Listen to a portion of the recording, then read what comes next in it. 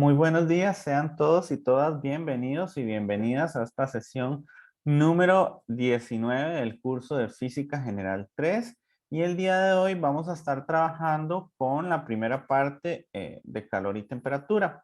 Básicamente en esta sección pues vamos a hablar sobre escalas de temperatura, sobre expansión térmica y sobre fenómenos de transferencia de calor. Pero todo este capítulo va a estar dividido en pequeñas secciones, ¿verdad? O sea, no quiere decir que todo lo vamos a abarcar hoy. Hoy creo que nos daría prácticamente tiempo hasta, o deberíamos de cortar al menos hasta expansión térmica. ¿Ok? Entonces, cuando pues finalice esta sección del día de hoy o cuando finalice este módulo, que puede ser el viernes inclusive, debemos interpretar el concepto de temperatura, la ley cero de la termodinámica, diferentes instrumentos para medir la temperatura, las escalas de temperatura, debemos de reconocer el concepto de dilatación térmica y pues solucionar problemas relacionados con la dilatación térmica de sólidos y líquidos. ¿Ok? Entonces, para eso, pues vamos a comenzar con el concepto de temperatura. ¿Alguien sabe lo que es la temperatura?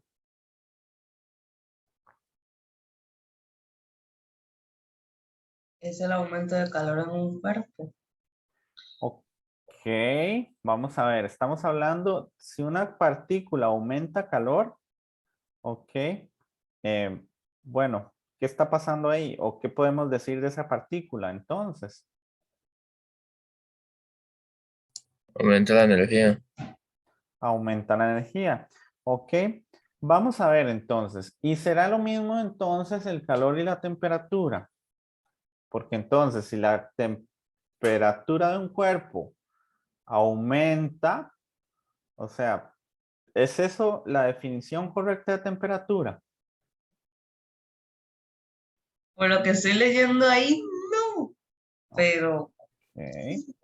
Entonces nosotros sabemos que, bueno, la temperatura es una cantidad física que nos va a definir si un cuerpo está muy caliente o está muy frío, ¿verdad? Podemos hacerlo mediante nuestro tacto, ¿verdad? Como cuando colocamos las manos en el disco, por ejemplo, o mediante algunos otros instrumentos que nos permitan ver si realmente, pues, los cuerpos están, como les digo, fríos o calientes.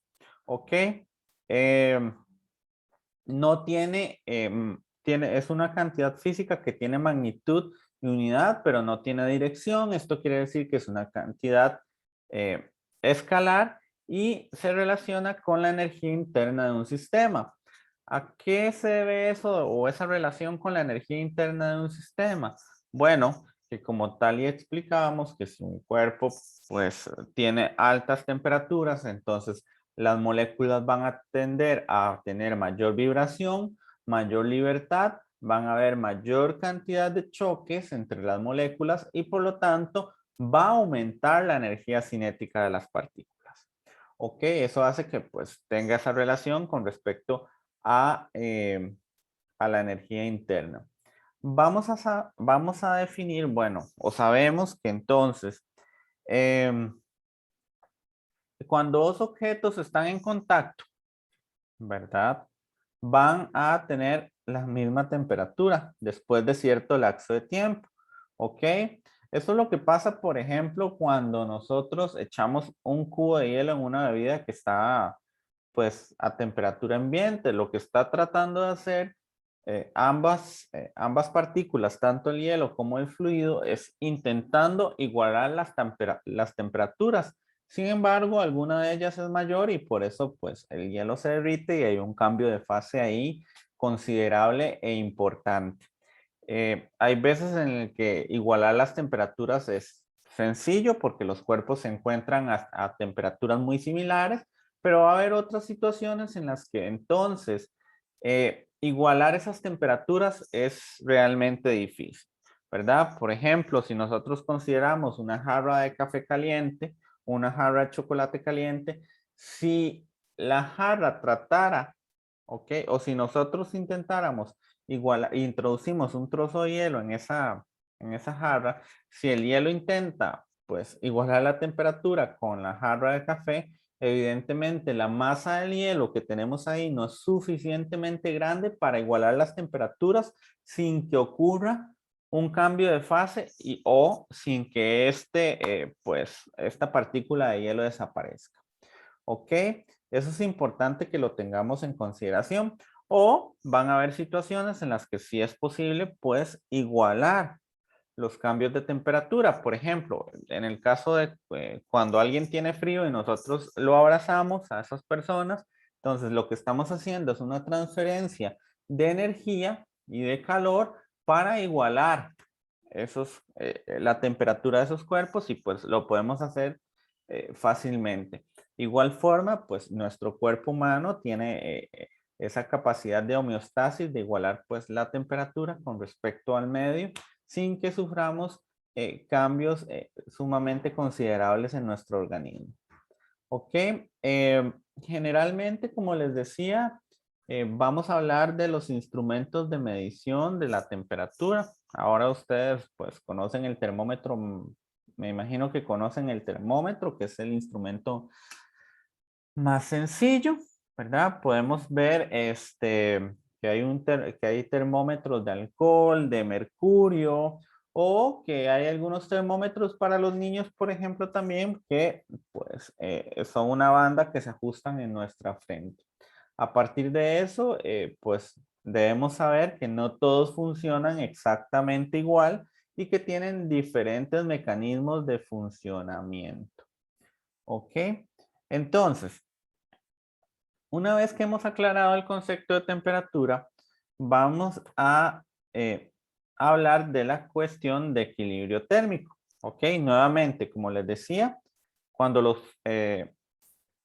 cuerpos tienen diferentes temperaturas y están en contacto, pues van a tratar de equilibrar esas temperaturas entre ambos cuerpos.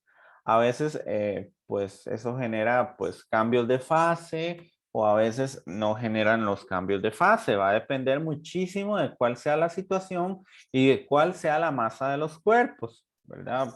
Imagínense ustedes que nosotros tratáramos de equilibrar la temperatura del sol.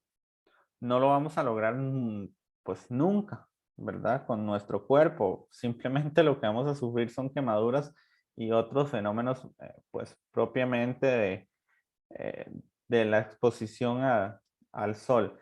Pero si nosotros igualamos, tratamos de igualar, pues ya partículas a escala que están relacionadas o son proporcionales, entonces definitivamente sí lo vamos a lograr.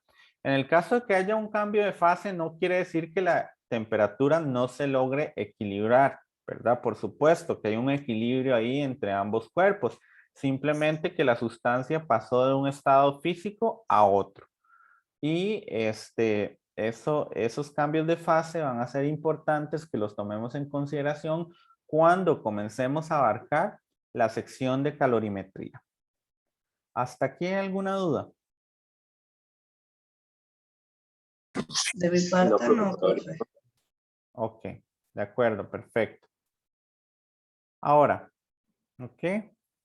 Nosotros sabemos que en el mundo que nos rodea tenemos materiales que son aislantes y que son conductores. Lo podemos ver desde una situación, pues, propiamente de corriente eléctrica, por ejemplo, desde que hablamos de los aislantes y los conductores. Y pues es un tema que está muy familiarizado con nosotros. Sabemos que cuando hablamos de conductores, también en este caso, o contextualizándonos a este capítulo, estamos hablando de conductores que permitan la transferencia de calor de un cuerpo a otro. No sé si, por ejemplo, recuerdan los vasitos metálicos que habían antes en las casas, ¿verdad? De cómo nosotros podíamos ver el fenómeno de condensación en la parte exterior y podíamos ver también y podíamos sentir que el vaso, pues, era un fácil o era un buen conductor del calor y por lo tanto podíamos sentir el frío en el vaso cuando le echábamos un hielo o hielos. ¿Ok? También, pues, tenemos en este caso también los aislantes que, pues, previenen la transferencia de calor. Por ejemplo, cuando vamos a un restaurante chino y pedimos un arroz hirviendo en un platón de metal como el WOA, generalmente trae una base de madera para aislar esa temperatura propia del metal, del sartén caliente, para que no nos quememos. Igual, también hay otros aislantes como el vidrio o pues en algunos casos, dependiendo del polímero que sea, algunos plásticos también. Es importante reconocer también que bajo este precepto o bajo este capítulo, también vamos a hablar del aislante ideal, ¿verdad? Ese aislante ideal va a ser aquel aislante que no permita la interacción entre una partícula y otra, ¿ok? O sea, no hay intercambio con el exterior. Sabemos actualmente que los aislantes ideales no existen. ¿Por qué? Por ejemplo, ¿qué sucede si nosotros ponemos hielo en una hielera y lo dejamos ahí por mucho tiempo? Se derrite, se hace Se, agua. se derrite, se hace agua. O sea, quiere decir que esa transferencia de energía o ese intercambio o ese equilibrio de temperatura entre el medio y la hielera sí está sucediendo. Por supuesto que sucede a un menor plazo de tiempo, pero va a suceder.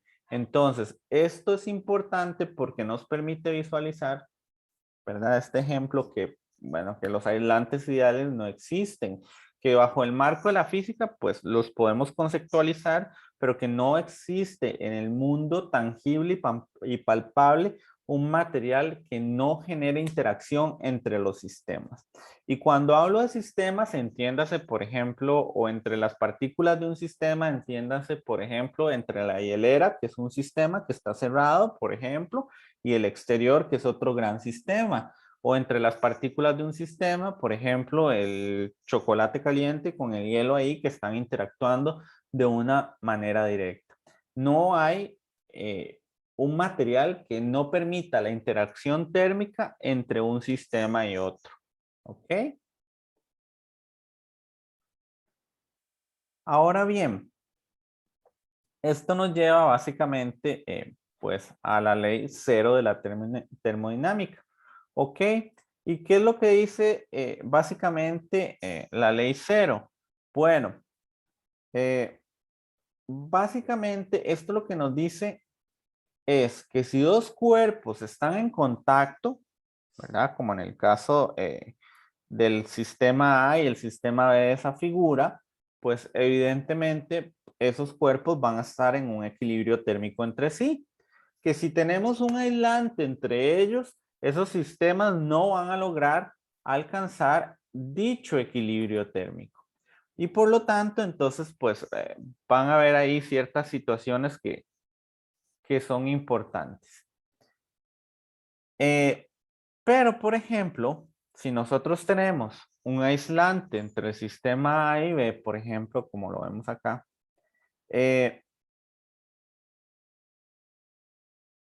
y tenemos, por ejemplo, y no hay ninguna separación o ningún aislante entre el sistema A y C y B y C, ok, entonces, ¿qué va a pasar ahí?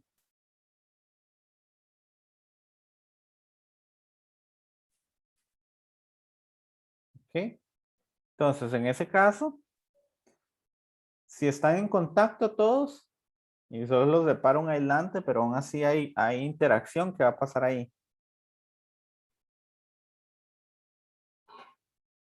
Va a haber un equilibrio térmico, dice ahí. Sí, va a haber un equilibrio térmico, exactamente, porque vamos a ver que hay flujo de calor entre el sistema A y C y hay flujo de calor entre el sistema B y C, ¿verdad? Y esto va a haber un flujo térmico ahí importante y va a hacer que el sistema en algún punto se equilibre. Mientras que, por ejemplo, entre los sistemas, en la figura superior que tenemos ahí, entre el sistema A y B, sí habría un equilibrio térmico, pero el B con el C y y el A con el C nunca van a alcanzar ese equilibrio térmico. No sé si tienen alguna duda hasta este momento.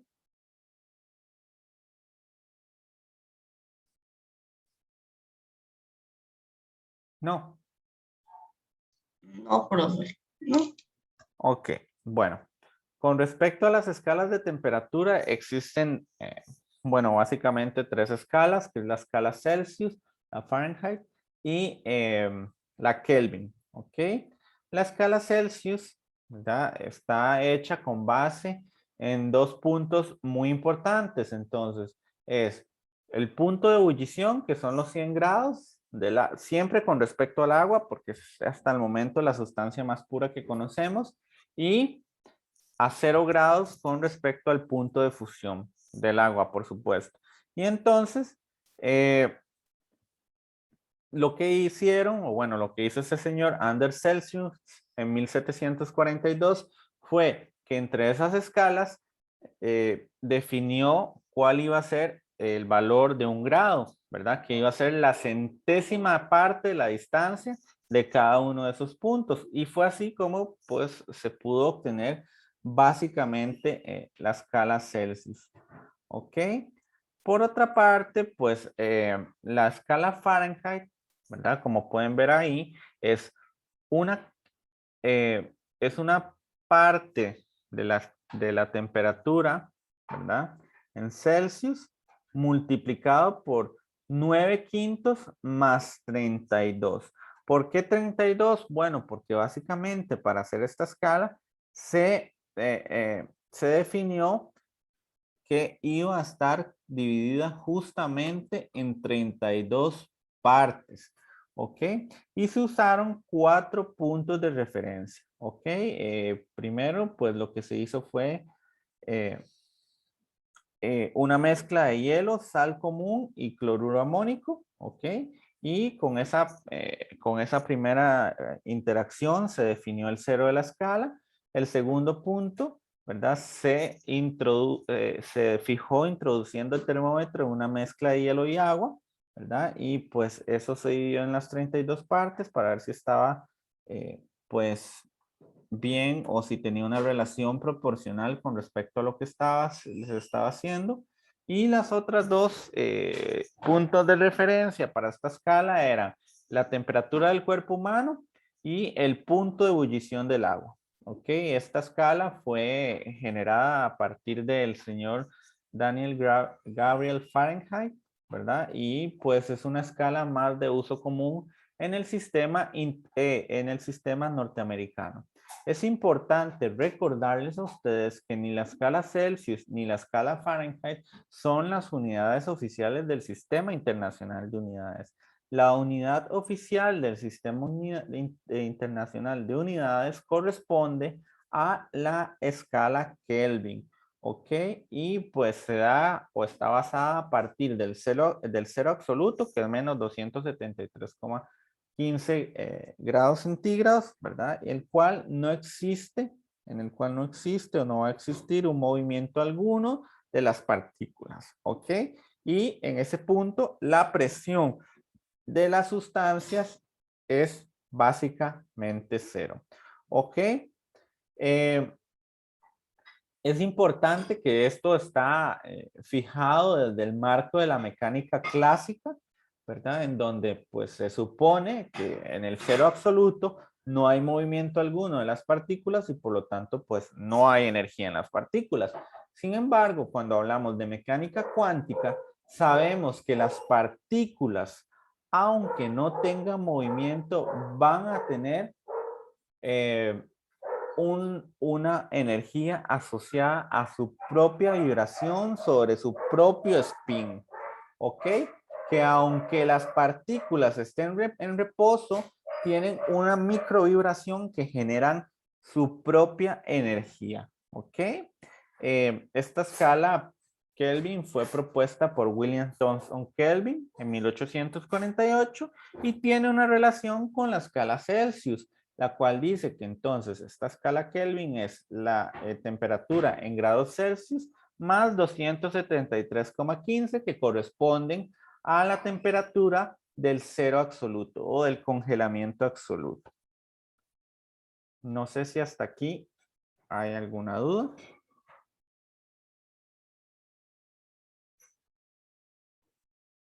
No, profe. Voy bien, voy Bien, el problema ya es cuando ostentan los ejercicios.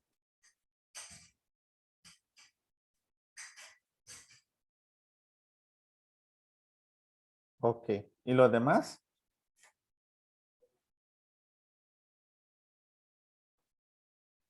Profe, a mí se me dio la luz, entonces como usted dijo que acaba de entrar, entonces ahí estoy apenas poniéndome el corriente. Ok. Ok, perfecto. Eh, vamos a ver. Ok, perfecto. Bueno, existen algunos dispositivos para medir la temperatura. En este caso, pues los más comunes son los termómetros. Todos son termómetros, valga la redundancia, pero van a estar asociados a diferentes sistemas de funcionamiento, ¿verdad? Tenemos el termómetro más sencillo que funciona mediante la dilatación de un bulbo, ¿verdad? Que puede ser de alcohol o puede ser de mercurio. Generalmente o en la actualidad hay más de alcohol que de mercurio porque como ustedes saben, pues el mercurio representa un peligro para la salud humana y por lo tanto, pues en algún punto se han dejado de fabricar estos. Sin embargo, todavía hay farmacias que los venden. En Costa Rica, por legislación, creo que ya hay una legislación que prohíbe la venta de termómetros de mercurio. Porque muchísimas veces cuando estos se quiebran, la gente no sabe cómo recoger los desechos del mercurio, la gente no sabe cuál es el proceso correcto para desechar el termómetro y pues terminan existiendo algunos accidentes al respecto. Tenemos pues también el termopar, ¿verdad?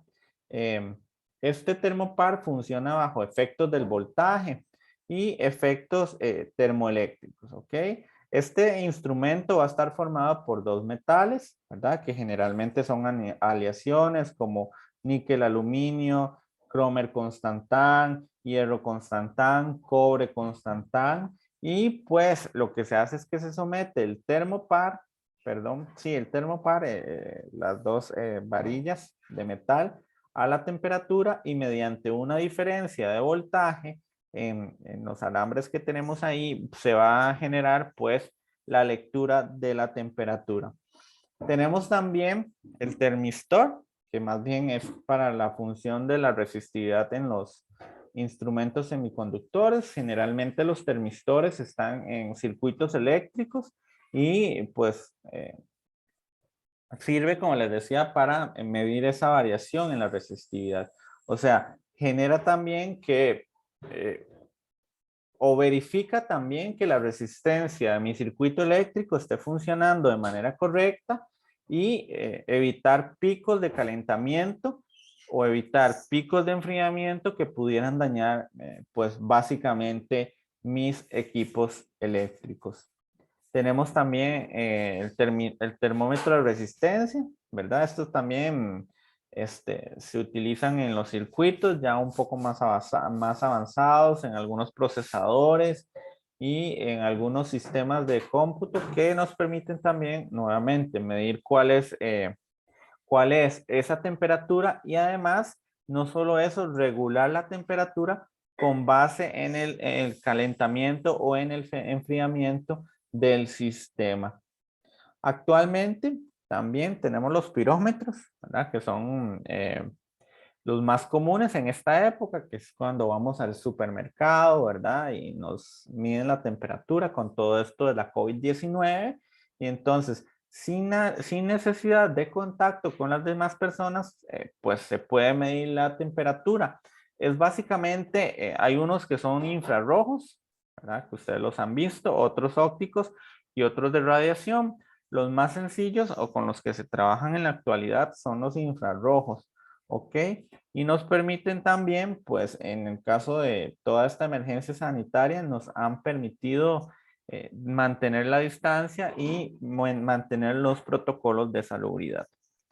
No sé si tienen alguna duda con esto de acá, con los instrumentos de medición. Creo que es lo más sencillo hasta ahorita, profesor.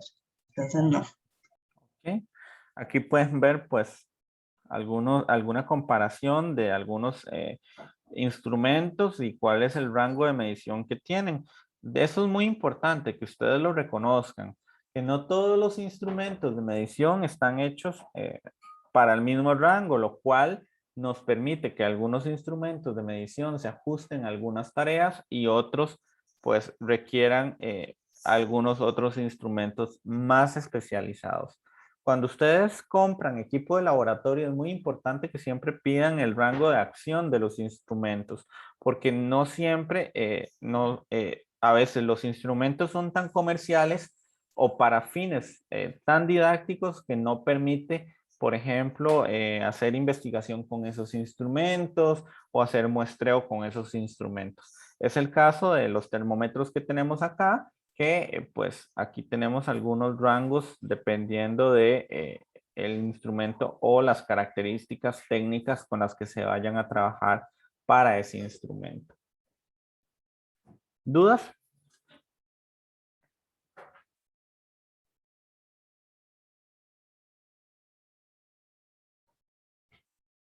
Ninguna. Ok. Con respecto a la expansión térmica, ok. Vamos a ver. Con respecto a la expansión térmica, ustedes saben que pues los metales, especialmente cuando se ven sometidos a diferencias de temperaturas, pueden aumentar su longitud, su volumen o su área. ¿Ok?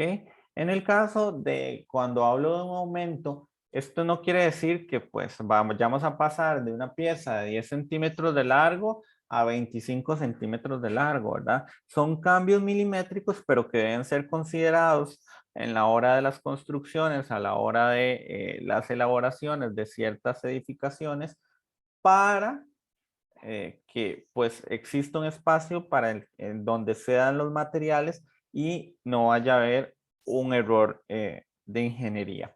Por ejemplo, cuando las vías ferroviarias se calientan, pues tienden a expandirse y esa expansión tiene que ser considerada en el momento de la construcción de esa vía.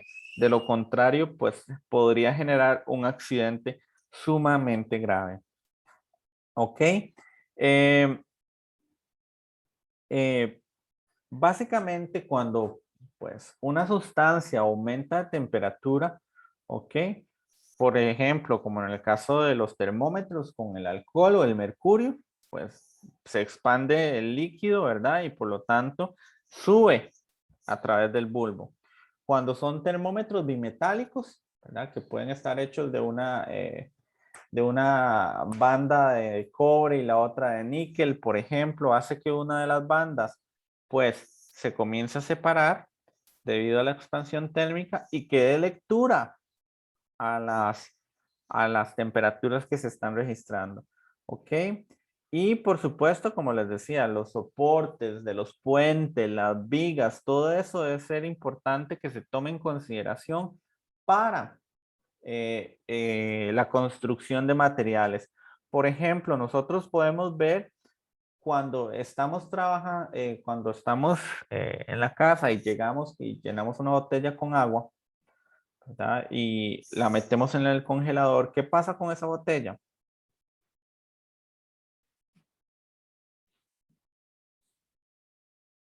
¿Cuándo qué, profe? Perdón, Cuando metemos una botella con agua al congelador, se congela ¿y qué el agua, pasa? Ajá, ¿y qué pasa con la botella? se pone fría. Además de eso, ¿qué pasa cuando congelamos una botella?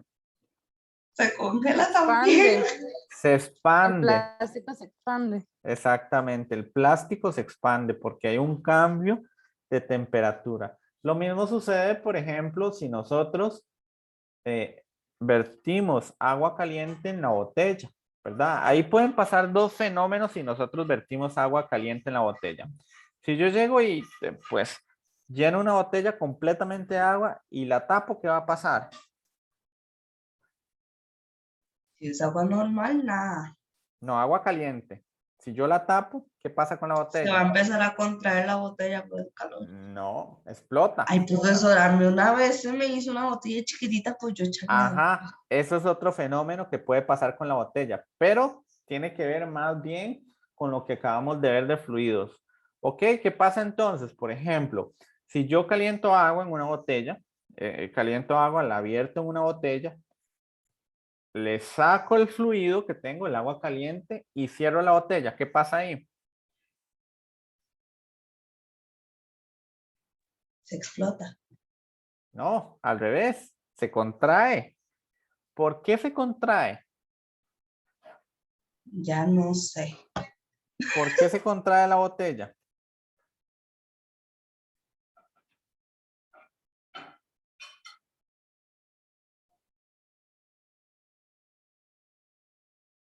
No sé, profe. De ahí sí me dejó pensando. ¿Cómo que no sabe por qué? ¿Ok? Por ejemplo, vean, vamos a ver. Si yo tengo una botella, ¿ok? Y la lleno con agua caliente y la cierro, ya sabemos que explota. Si yo tengo una botella y la lleno con agua caliente y vacío el agua caliente, la botella se contrae. ¿Por qué es que se contrae la botella? Por el material del que está hecho. Tal No, vez la botella. porque lo que estamos haciendo es que el aire frío se ha desplazado por el aire caliente y por lo tanto se genera un cambio de presión dentro de la botella. Y por eso es que la botella se comprime. ¿Ok? ¿Nunca han hecho eso? No, profesor. Ok. Bueno, Todavía no. para que lo tengan en consideración. Hasta aquí hay dudas.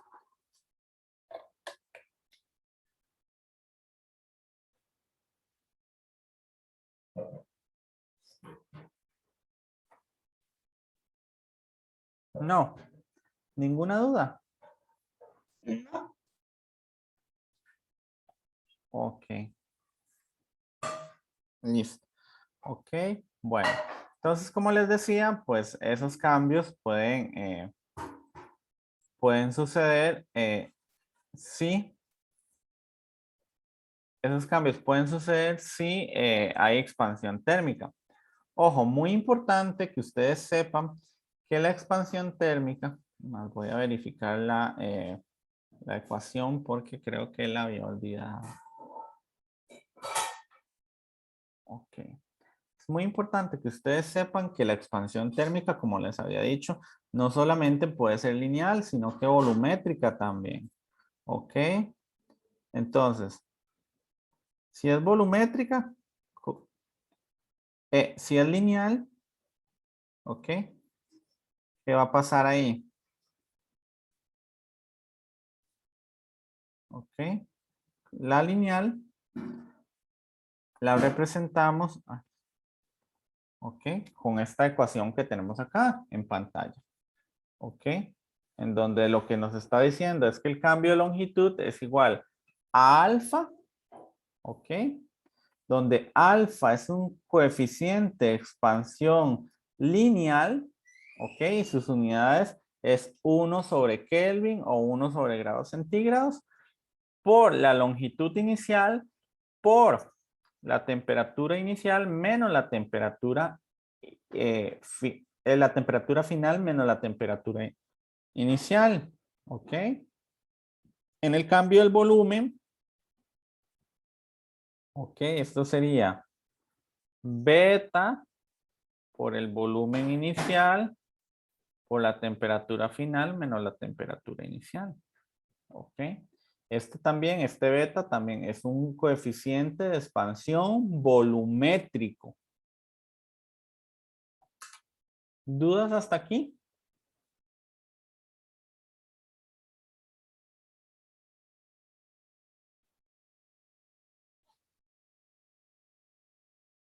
No, profe. Ninguna. Todo completamente claro. Es que ya me empiezo a pegar cuando son los ejercicios, entonces. Jijiji. Ok. Entonces, todos los materiales pues tienen un diferente coeficiente de expansión volumétrica y diferente coeficiente de expansión lineal. Y pues en el caso de los ejercicios nosotros siempre los brindamos. ¿Y adivinen qué? Ah, Llegó la hora. Ok, entonces vamos a resolver este primer ejercicio y después intervengo yo. Tienen 4 minutos para resolver eso, porque es facilísimo.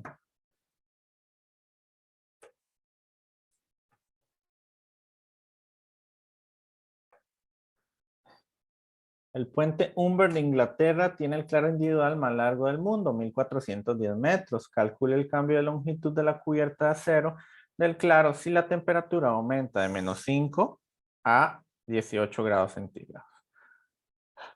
Entonces, en este caso, delta L es igual a la longitud inicial por alfa por la temperatura final menos la temperatura inicial. En este caso, delta L estaría dado por 1410 metros, ok, por 1,2 por 10 a la menos 5, 1 sobre Celsius, por 18 grados centígrados menos 5 grados Celsius.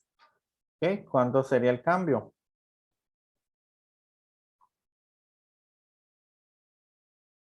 de 0,39. 0,39 metros. O sea, nada, imagínense. Es importante, pero no es enorme. ¿Dudas con el ejercicio? Profe, entonces, ¿por qué la fórmula al inicio dice que la longitud va a ser igual a la, a la longitud inicial? Digamos, ese cambio de que dice L es igual a L sub 0. Ajá, que Entonces, sería. esa parte no se toma en cuenta o sí se toma. Sí, porque o sea, digamos, es lo mismo, es parte de la deducción matemática, porque por ejemplo, entonces, yo le diría a usted, es lo mismo, si el puente, ¿verdad? Sufrió una longitud, una dilatación de 1410,39 metros y su longitud inicial era de 1410, ¿cuánto es el cambio de longitud? Ok. ¿Verdad? Pero no es el chiste de los ejercicios. O a partir de esto, por ejemplo, si yo le digo, si un puente, si el cambio de longitud es 0,39, ok, y su longitud inicial es 1410, teniendo en consideración esto, averigüe cuál es el coeficiente de expansión lineal. Ok, ya ahora sí. Ok, resolvamos este, por favor. Tienen 10 minutos porque ese sí ya lleva un poco más de trabajo.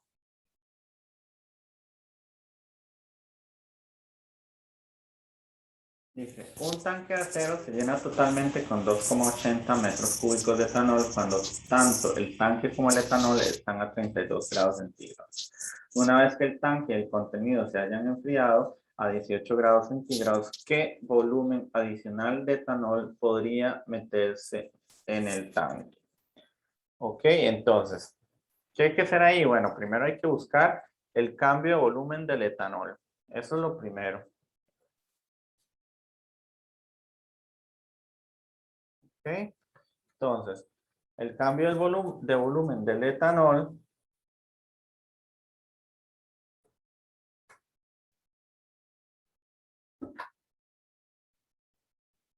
va a estar determinado, bueno, por el coeficiente de expansión volumétrica del etanol, por el volumen inicial del etanol,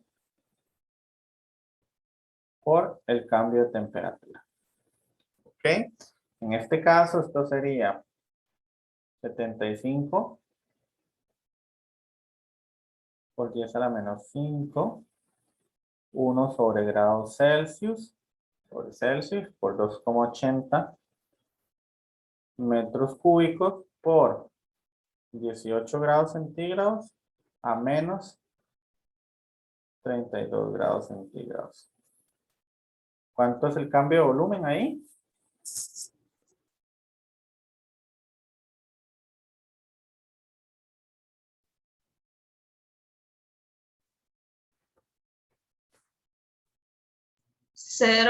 Menos 0,021, profesor, me dio a mí. ¿Cuántos ceros? Menos 0,021. ¿Pueden verificar, por favor?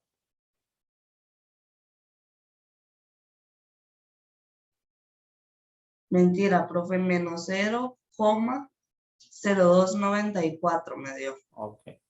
Entonces sería menos 2,94 por 10 a la menos 3 metros cúbicos. Ok, ahora vamos a averiguar el cambio de volumen, pero del tanque. Ok, en este caso el cambio de volumen del tanque estaría determinado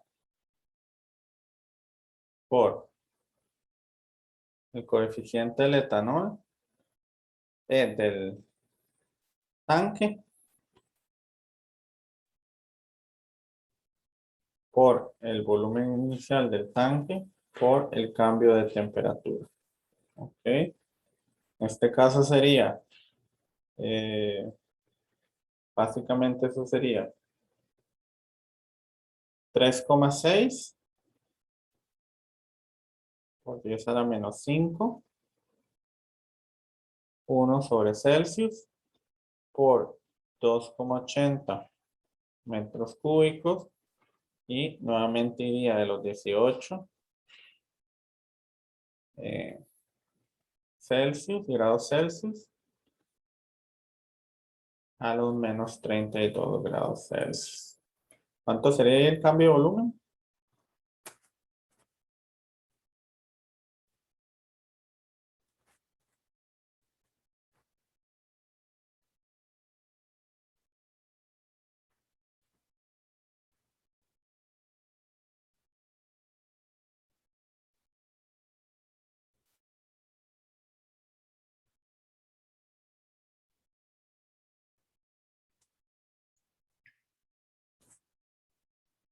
Menos 1,41x10 a la menos 3.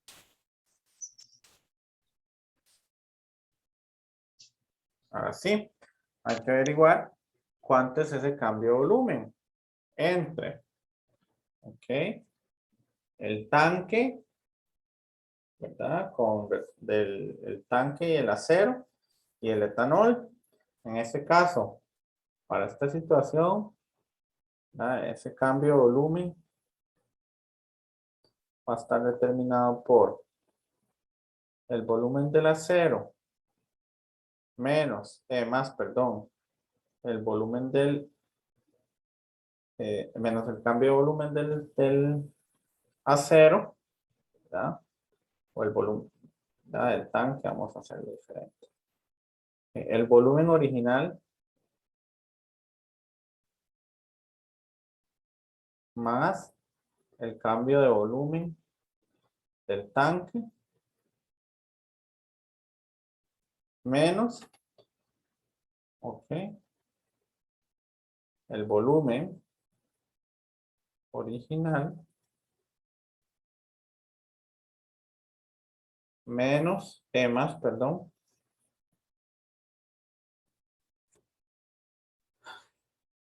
el cambio de volumen, ok, del etanol. En este caso, el cambio de volumen estaría originado por 2,80 metros cúbicos más menos 1,41 por 10 a la menos 3 metros cúbicos a la menos 3, ¿verdad? ¿Sí? Menos 2,80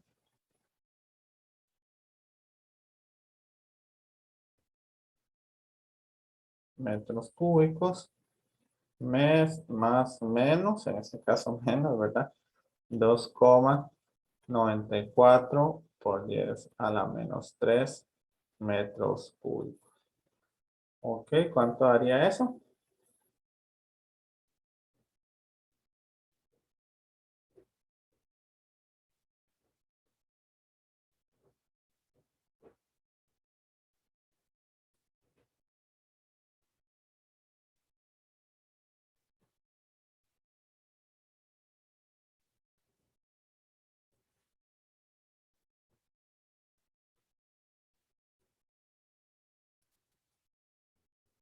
Pues a mí me dio 1,53 x 10 a la menos 3. Ajá, muy bien.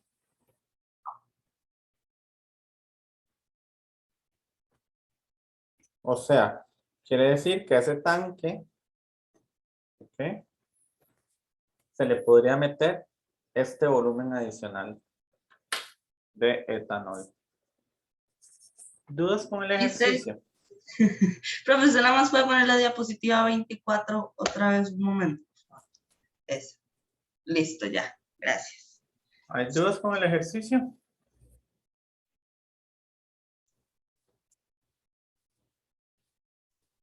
No, profe. No. No, nada. Todo claro. Todo completamente claro. De este ejercicio sí, profesor. ¿Y de los demás?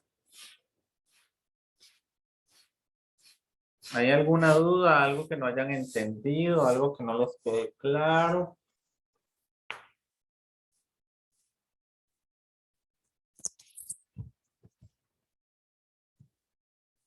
No, todo en orden.